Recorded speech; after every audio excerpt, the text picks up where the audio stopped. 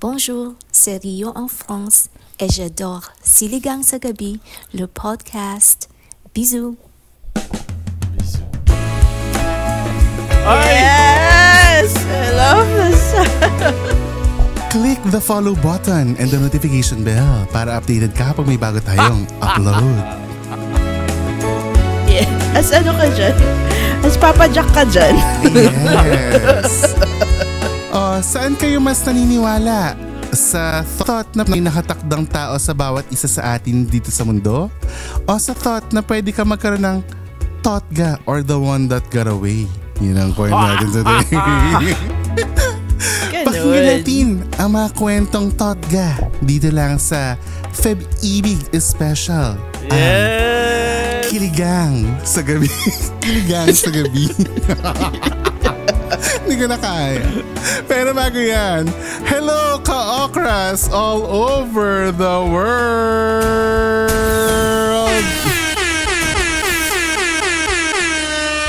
Siyempre yan ang ating Feb Ibig Special. Kaya naman welcome to episode 218 of Siligang sa Gabi, the podcast.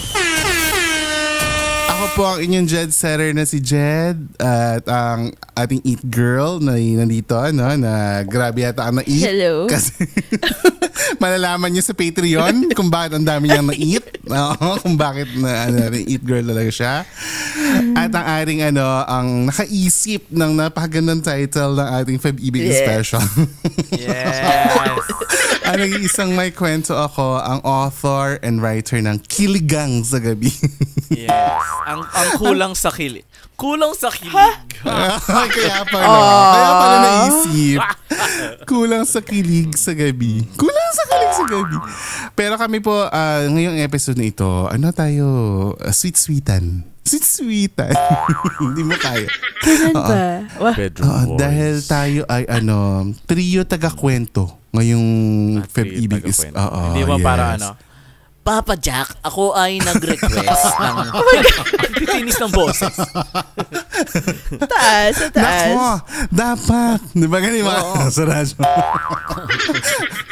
So yan ang natin trio taga-kwento tayo. Dahil kagaya ng nakaraan, nagtawag tayo sa mga ka-okra ng mga kwentong pag-ibig nila.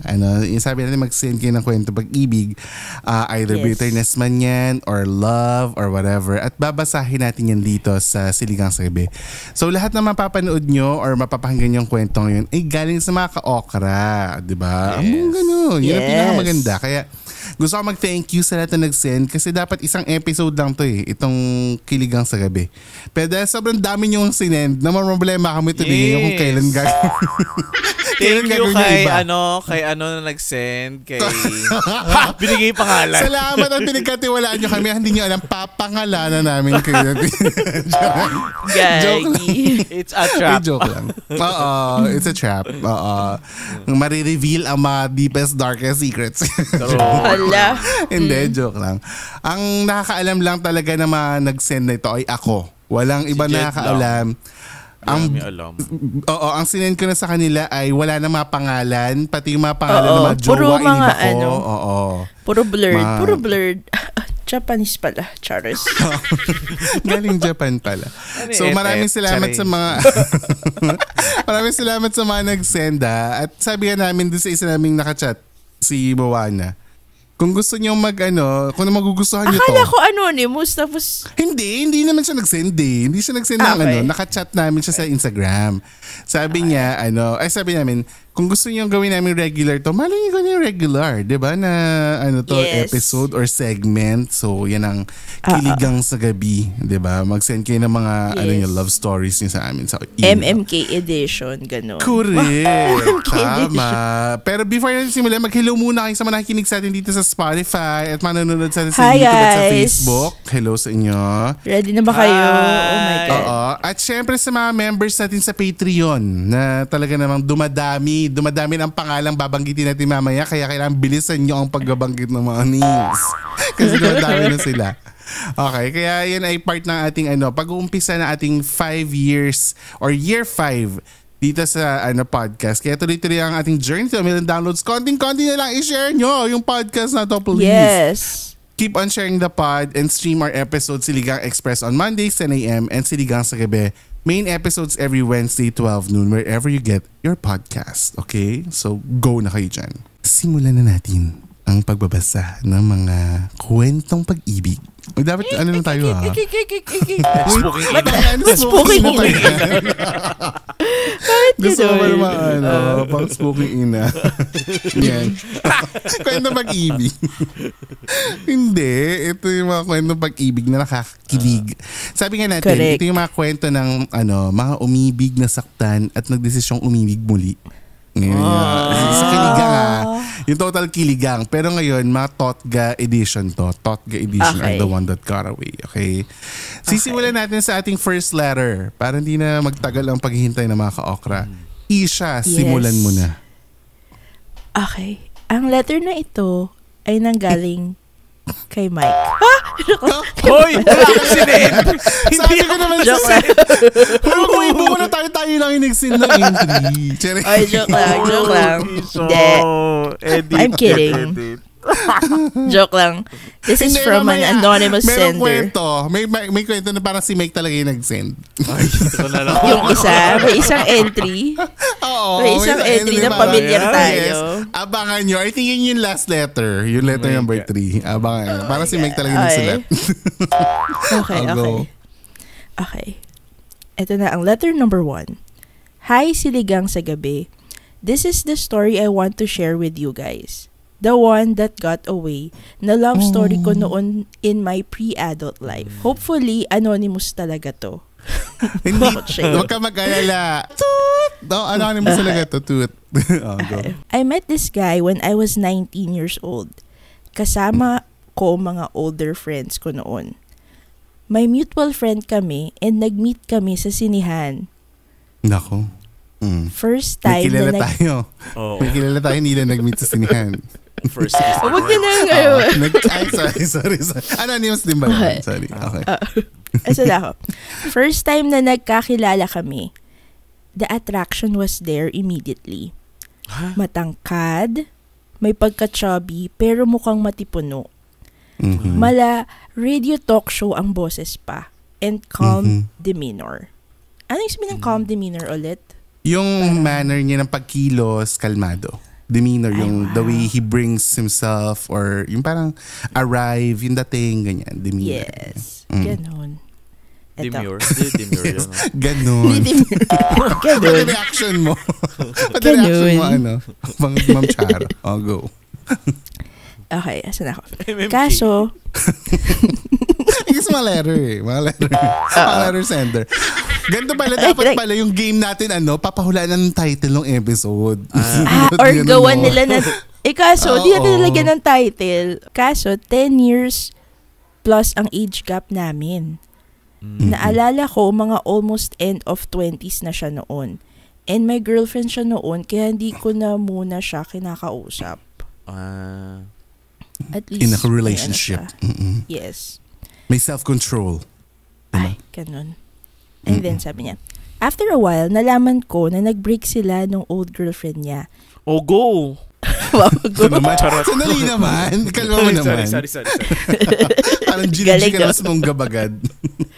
Dahil niloko siya nung girlfriend niya. Okay. Nako. So he decided to move sa New York para makalimutan daw siya. Taray naman naman pag-decide. Wait lang, parang, okay, anyway. RK, go. Sino during RK? that- Rich kid. Okay. Kala ko RK Bagachi. Bobo pala. Go. During the time na nasa New York na siya, oh my gosh, doon na kami nagkausap as friends Okay. and became more on a situationship. Nako define situationship. Kasi may mo... Okay. Go. 3 hours time zone ang difference namin. Pero nakaya naman. Wow. May moments na alam namin sa isa't isa, may gusto kami sa isa't isa. Pero wala lang umaamin sa aming dalawa. Masaya kasi rin talaga pag 3 hours ka sa time zone. Ubus talaga pera. Bakit? Kaka-reload mo. Time difference. Hindi Ah, time time zone difference ba? arcade. Sabi oo. niya nag 3 hours time zone. Time zone ang Time zone difference. differences namin. Pero may kilala ako rin, nakakaubos ng 3K sa time zone. Ano Wala. yung Willy Wonka? Kaka Willy Wonka. Sa parang Bertie Snort. Ito na. Hanggang sa sinabi niya sa akin, uuwi na daw siya ng Pinas at doon siya magtatapos ng pag-aaral. Hindi ko inamin at tinago ko talaga kahit mutual friend namin hindi niya alam. Years passed at nakausap ko siya suddenly sa FB Messenger. At sabi ko sa sarili, sige na, sabihin mo na sa kanya para makalay na mga nararamdaman mo sa kanya. Kumbaga mailatag na niya ang mga feelings niya. So kinausap siya si Self. Si Self ang umano sa kanya. Si Oo, Self. yes. Si Self ang nagsulat.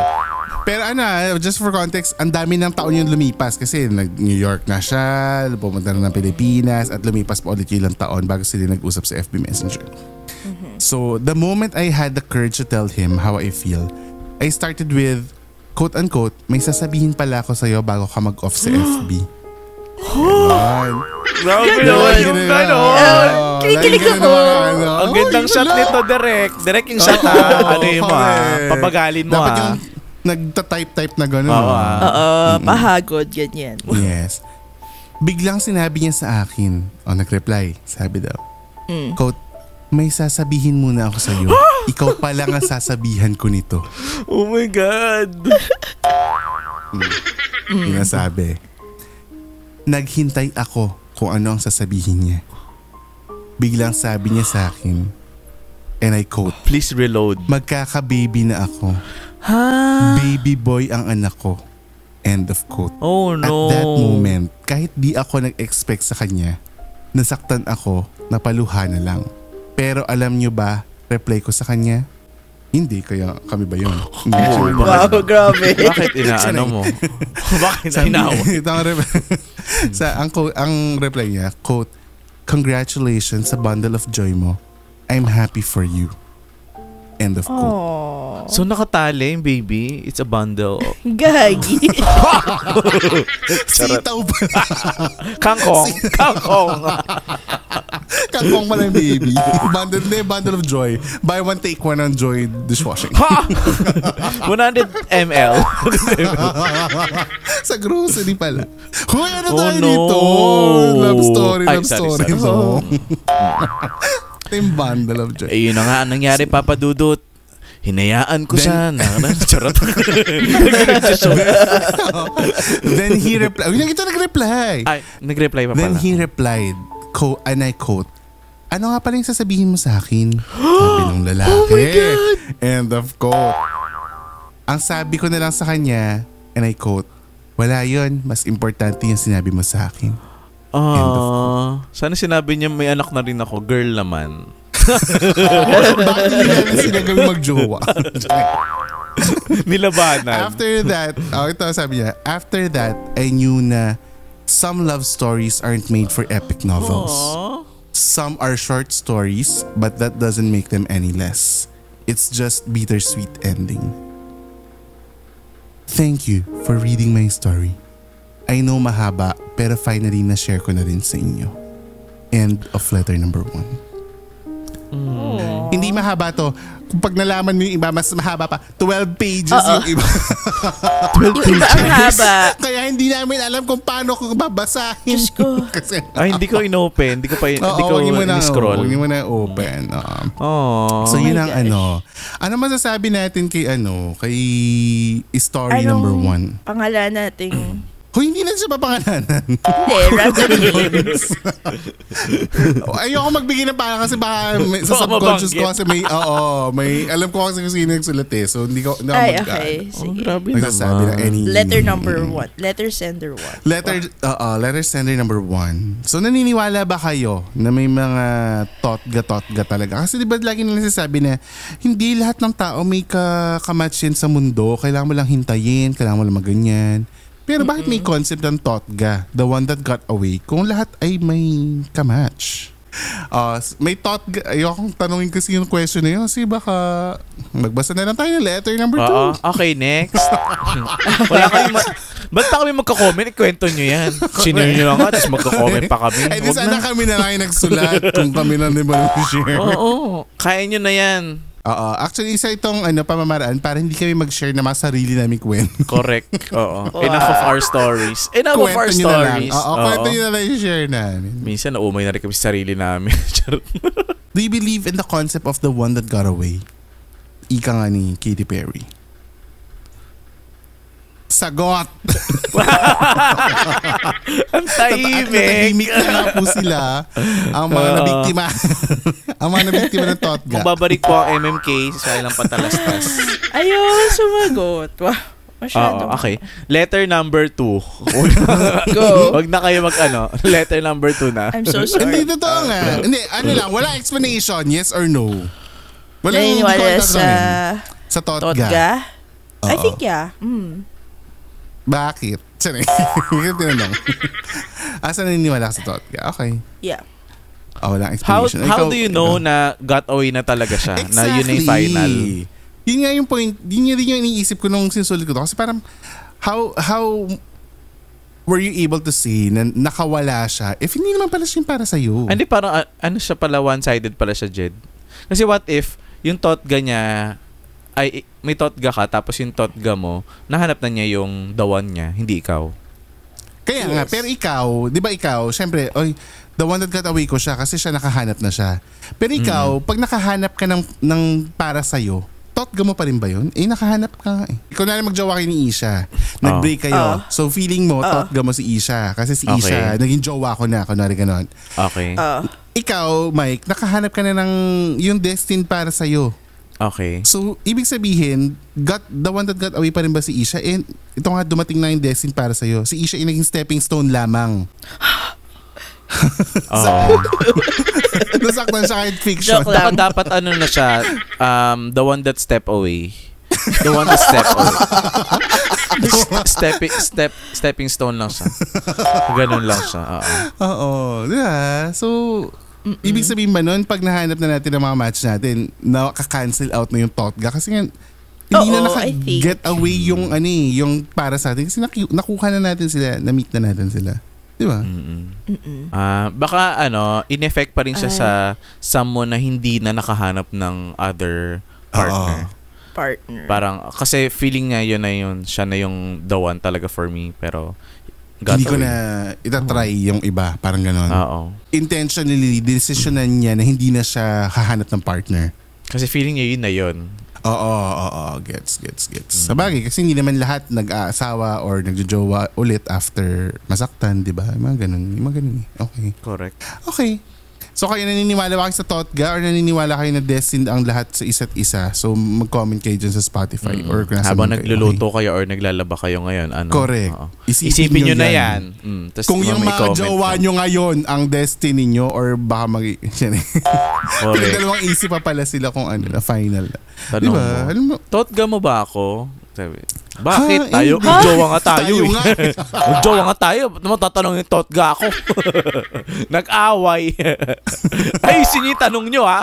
I think nag-a-apply yung idea of Totga if mas unang naka-move on sa'yo yung isa.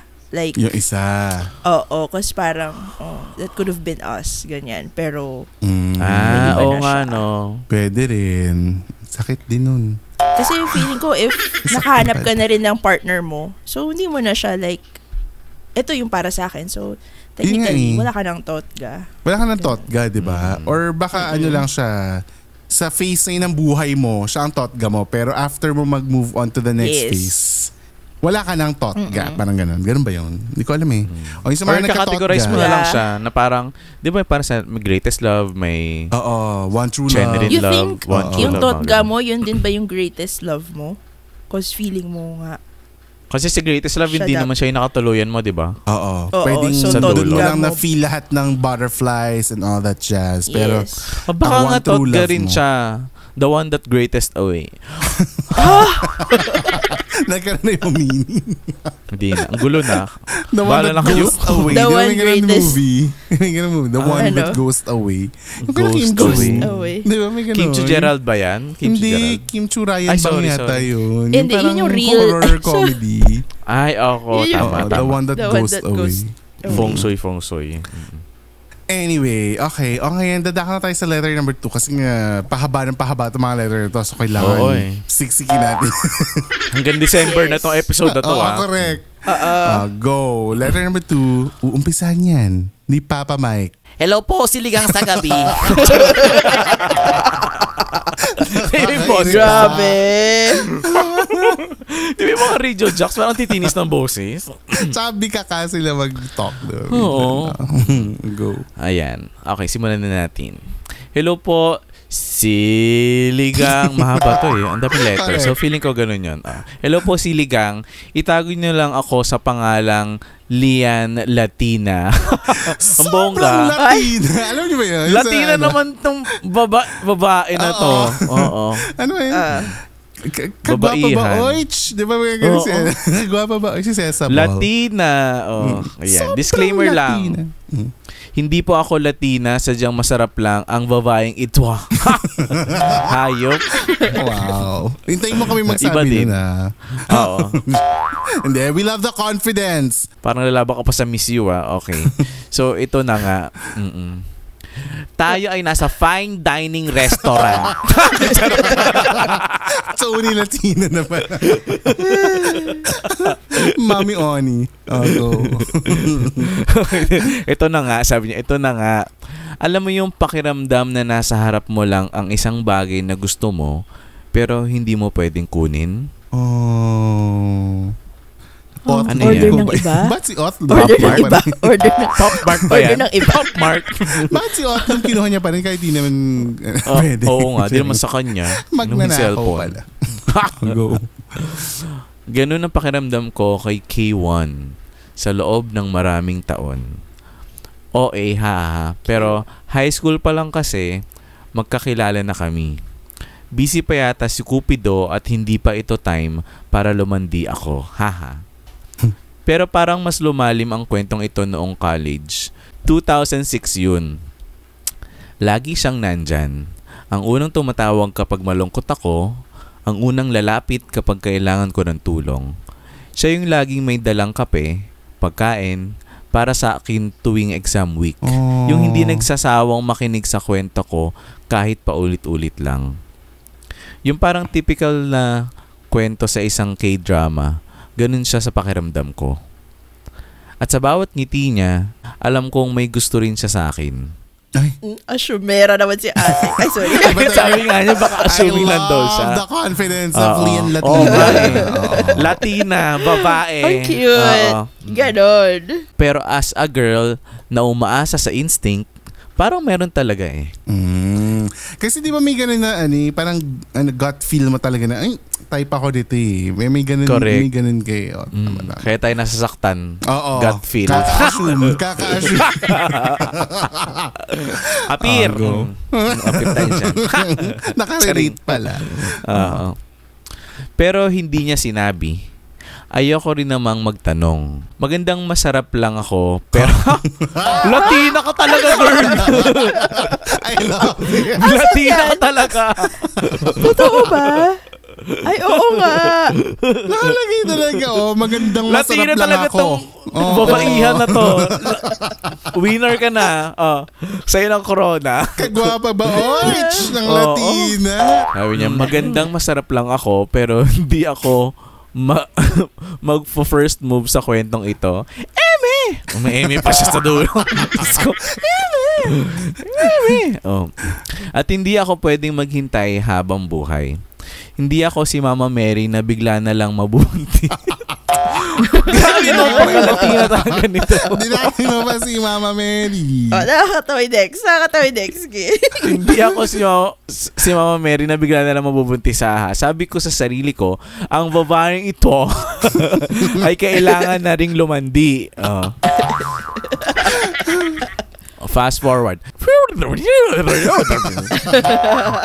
2011. You arrive at 2011. Wow. Time traveling. Okay. 2011, nakilala ko si K2. O kasi nga yung una si K1, di ba? Yes. Wait, tsaka talaga to yung dalawang lalaki na kilala niya, K talaga yung name. At sinulat niya yung name. Kaya pinalitan ko ng K1, K2. Kasi baka mamaya mag-assume sila na sila. Okay. Tama. 2011, nakilala ko si K2 sa una kong work. Mabait, sigurado, at walang pag-aalinlangan. Hindi ko na hinayaang lumampas ang pagkakataon. Wow! Uy, sandali. Alam mo, sobrang ganda nung yung na-feel mo na sigurado. Kasi at least wala kang, di ba? Parang iba yung parang iba yung, ito maganda to, pogi to, mayaman, ganyan. Pero pag sinabi mo na, ay, secured ako dito, sigurado ako dito. Parang ganun no? Ang gandang marinig. Anyway. January 2020. Hindi pa lockdown noon. Nagkaroon kami ng mini reunion. Mga close friends lang. After many years, nagkita ulit kami ni K1. What? Ito, kumapit kayo. Oo, ito. Talandi si girl. Parang naging student ulit ang babae. Gusto ko yung aware siya. Alam mo, sa lahat I like it. The confidence, the self-awareness. Correct. It's the best. Diba? She knows herself. She knows her place. Ganon. Tuloy mo yan. Yes, tuloy mo to, girl. Lian Latina. Okay. May isa kaming kaibigan na nagyayaya mag-spin the bottle. Ayan na. May balak. Yung mga ganyan nag-aaya. Yung mga nag-aaya ng mga spin the bottle. May balak yan. May mga gustong malaman sa mga sarili-sarili nilang mga crush yung mga ganyan. 2020 na, spin the bottle. Kalagitnaan na ng kasiyahan. Oh, truth or dare na. Truth or dare, keme-keme daw, sabi niya. Okay. This time, kinakabahan na ako. Ha. Ayoko kasi ng mga ganitong laro. Ewan ko sa'yo. Talandi ka nga. Talandi ka nga. May mga kilala rin kami dyan. Ayaw ko pumunta dun sa Diyos ko, nag-aaya na naman si Ay, pero next story, nag-iinuman na dun sa venue. Correct. Wag ako. Tingin lang sa mga pag gusto. Pag ayaw. Huwag niyo kong ano mo. Minsan nag-aaya pa na overnight ba? Mabalik tayo sa story. Ito nakakatawa. Alam mo, habang binabasa ko to, naisip ko para tayo na sa alam mo yung misa tuwing Holy Week, yung ipako siya sa krus, yung mga taong bayan. Parang ganun daw sa may mga script eh. Parang ganun. Ago. Sino ang taong minahal mo pero hindi mo nasabi? Oh my God, so natapat sa kanya? Sandali. Kikwento niya nga ni Lian Latina. Okay. Tanong ng isa naming friend kay K1. Natapat yung bote. Parang mali yung intonation. Ulitin mo Sorry. Intonation. Sorry. Okay, ulitin ko. Sino ang taong minahal mo pero hindi mo nasabi? Tanong ng isang friend namin kay K1 na tapat yung bote. Hindi Mali pa rin.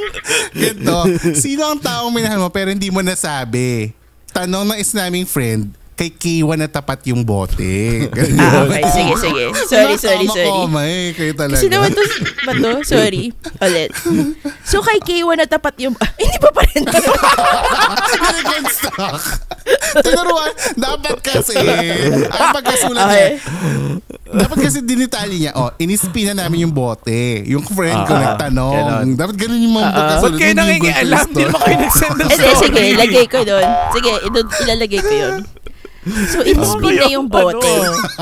Ano ba na una? Spin yung bote o yung tanong? Ginawa ng sarili version. Hindi, question nga ba? Hindi, spin muna. Tapos kung sino tumapat, di ba? O tatanungin ka, truth or dare. Di ba ganun? Tapos pag tinanong ka truth, tatanungin ka ng pag dare, iba. Ba't ito tinanong agad, wala pang truth or dare? Kaya ko tinanong. Kaya kung natapat ba sa kanya eh. Correct. Go. Okay. Ako naman, ngiti-ngiti lang habang umiinom ng Smirnoff. Ay, tatay, may brand mention. Dinamay mo pa kami. Pero sa totoo lang, gusto kong malaman kung anong sasabihin ni K1. Landi nga. Di ba? Ginudge. I'll go. Secret, sagot niya. Wala pa rin siyang tapang, ha ha ha. Napailing ako at nagdaas ng kamay. Ay, oh my God, ang tapang ni girl. Ito ang sagot niya. Ako na lang ang aamin, sabi ko. Oh my God. Latina. Latina. Babaeng it's one. Ganon, ate ko. Ganon. Tahimik. Yung ilang taon na hindi pa nasasabi. Ang showbiz. Ang showbiz kasi sumagot ni Kuwes. Anyway, napatingin siya sa akin. Actually, silang lahat. Halatang gulat. Hindi ko alam. Paano yung halatang gulat? With the Smirnoff. Apa may inom na Smirnoff. Hindi ko alam kung dahil ba sa kaba o sa lungkot. Pero wala na akong balak umatras. Dala na rin siguro ito nung Smirnoff. Buwahaha. Nagkagusto ako sa'yo, K1. Sabi ko, casual lang. Hala. Tahimik. Buti walang nagsabi sa kanya, tayo ay nasa fine dining restaurant. Huwag ka magsabi ng ganyan. Dapat may sumagot. Manners ang tawag doon. Oo. Teka, Iwan mabalik natin tayo. yung asang kali sa bahay. Tama yan. Marami pa tayo babasahin. Galing squatter. Galing squatter. Mabalik tayo. Tahimik. Lahat nakatingin sa amin. Pero yung iba sa kanila, aware naman nilang nagkagusto ako kay K1. Lalo na yung dalawa kong friends na girls. Ano? Sabi ni K1. Tumingin ako sa kanya at ngumiti. Ay, tumingin pa siya. Okay. Ganun siya. Ganyan, paano? May acting. Dapat pala nire-enact mo, Mike, yung nangyari. Sige. Matagal na, pero alam kong hindi mo ako gusto, kaya tinanggap ko na lang. Tinitigan niya ako at dun ko lang nakita ang sakit sa mga mata niya. Ito yung sagot ni K1. Lian, mahal kita.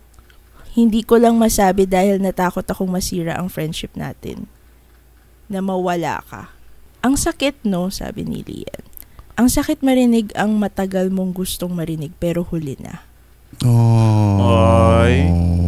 Pinilit kong umiti kahit gusto kong umiyak. Ay, ito yung sagot ni Lian. Grabe tong kwento na to, ha. Sana naintindihan pa nung listeners. Kasi yung reaction natin. Ano yung side comment? Ano yung side comment? Makinig kayo sa iba. Sa radio show kayo makinig sa amin. Alam niyo naman ganito kami. Pakilamero kami sa mga comment binabasa kami. na. Kailangan meron kaming ambag sa kwento. Diba? Okay. I'll go. Ito, sabi ni Lian. Dun sa kay K1, ito yung sinagot niya. Siguro kung sinabi mo lang noon pa, tayo na ngayon. Sabi ko. Kitang-kita ko ang gulat sa mga mata niya.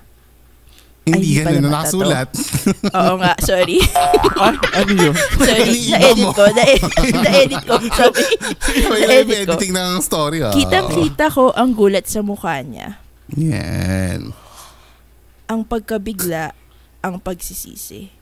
Oh my God, ito pa. Ang dami pa pala mangyayari. Sorry. Kumapit kayo. What if basahin mo muna? Baka mag-react? Ano yung reaction mo? Pa-excite. Pasakam siya. Pasakam. Okay. Napakagat labi ako bago umiling. Latina nga si girl. Sabi niya, may ganun ba? Oo, gaga. Hindi mo pa nababasa kasi. Hindi mo pa nababasa yung before that. Sorry. Yun nga yung mahalaga. Ano ba yan? My God! Sorry. Ano ba itong taga-kwento na to? Na-scroll ko. Alam mo, kung yung pinaka-importante na part, yun yung hindi niya binasa. Dinesearch yung reaction shot. Sorry. Walang continuity. Magtataka yung audience. Saan ang galing tong reaction na to? Sorry. Napakagat labi ako bago umiling. K1, may fiancé na ako. Engaged na siya. Paano yung sinabi na habang kagat niya yung labi?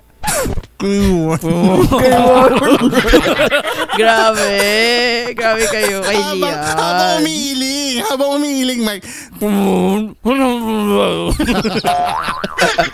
Grabe kayo. Ang lungkot ko eh. Nasa lang Go. Ipopost na namin story, basahin nyo na lang para na iba na namin ano. Ipopost na namin. Basahin nyo para ma-internalize nyo yung totoo nangyari. Sabi nila, bakit ka na malungkot to? Ba't itatawanan sila? Teka. Masaya ko. Ito. At sa sandaling yun, nakita ko sa kanya ang bagay na ayokong maramdaman niya noon pa. Ang sakit ng isang taong naiwan. K1, inom ka rin Smirnoff. Dali, inom. Basta ka, di magkaroon ng lakas ng loob. Kasi nag-spin the bottle pa si Friendly. Sino ba yung nag-ayaw mag-spin the bottle? Tapos din naman, nawala na yung friend. Nawala na kung nasaan. Ano nangyari sa kanya? So, audience na lang yung iba habang nag-uusap yung dalawa. Habang nag-uusap sila. Confrontation scene sa isang Star Cinema movie. Na. Tinanggal yung second camera. Nag-one camera. Correct. Okay. Eto na. Ngayon po ay may isang anak na kami ni K2. At isang aso. Ay, cute, may aso sila. Matagal ko na rin itong nakwento sa asawa ko at hindi ko alam kung galing din sa kanila yung sa aso. buhay namin. Anak din nila yun. Kasi fur baby yun, di ba? May isang anak na kami at isang aso. At masaya na rin kami sa buhay namin. Nabasa ko na yun, di ba?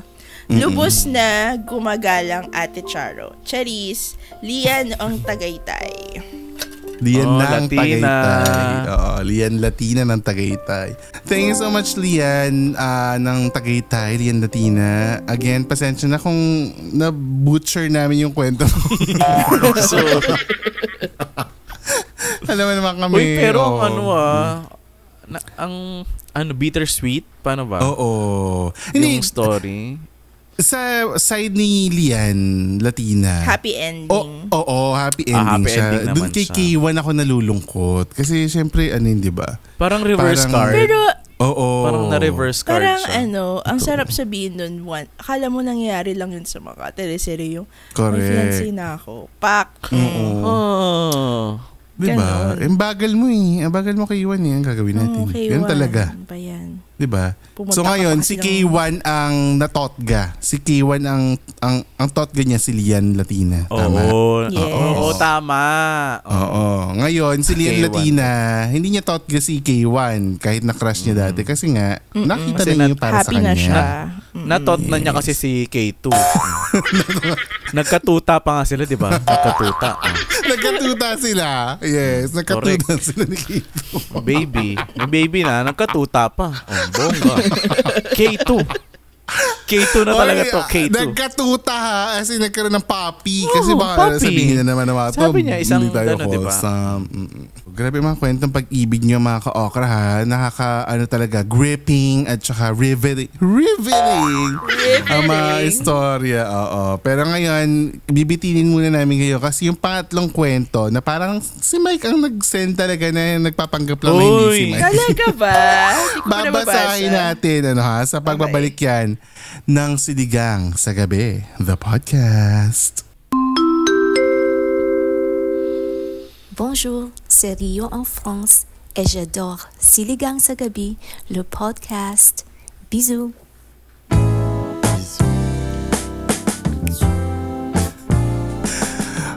Break time muna tayo sa usapang totga. Mike.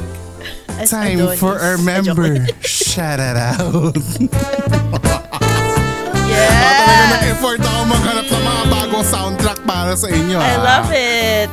Hello to our certified Ka-Okra Pro and Ka-Okra Pro Max members on patreon.com/Siligang sa Gabi. Go, Mike Tan. Mike. Wow!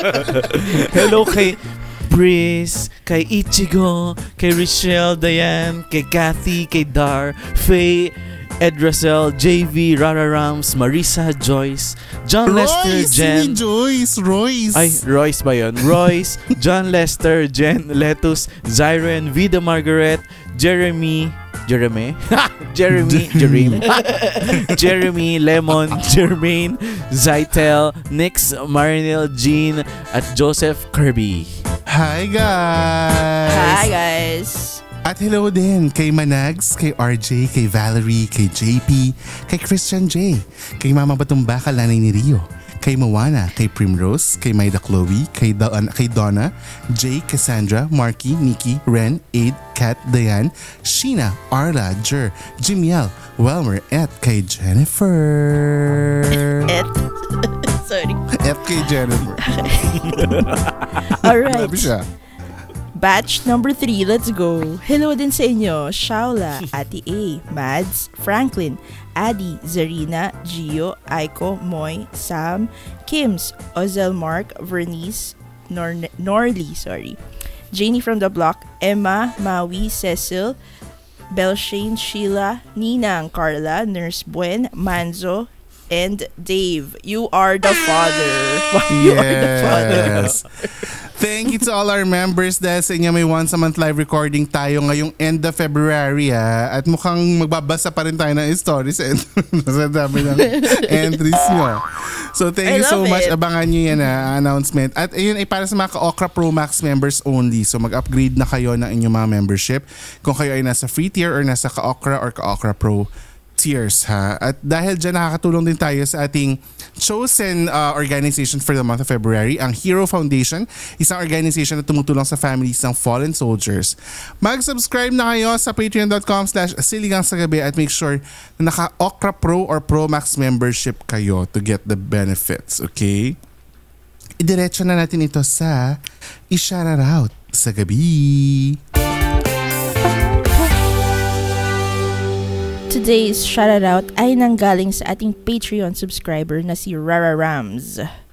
Ang 4,000 peso winner na si Rara Rams, di ba? Oh, yes. Congratulations again, Rara Rams. Alright, asa na? Hello, first of all, happy anniversary po.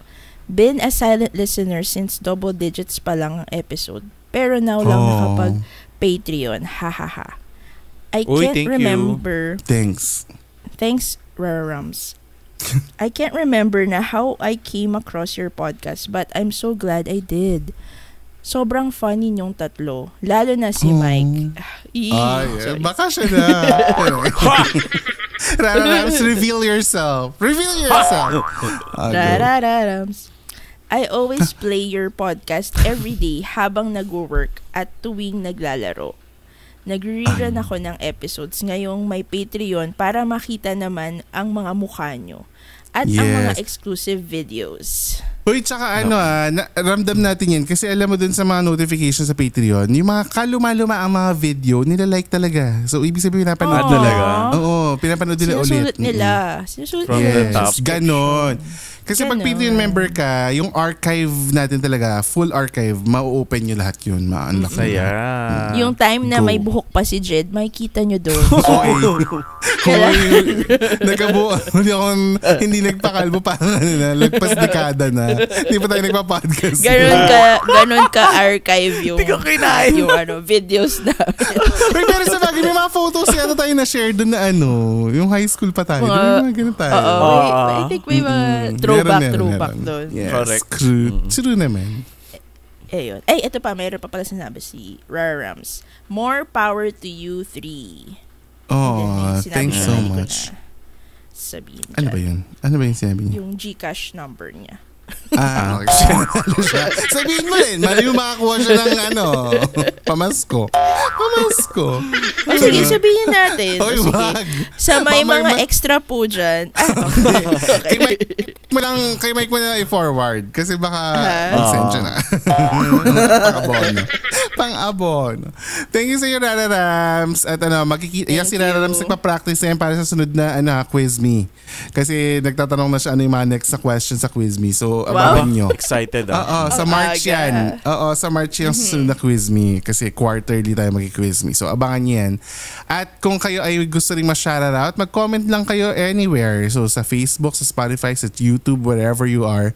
At saka dito sa Patreon kasi yun ang mga binabasang comments ni Isha. Or mag-DM din kayo sa @Siligang sa Gabi.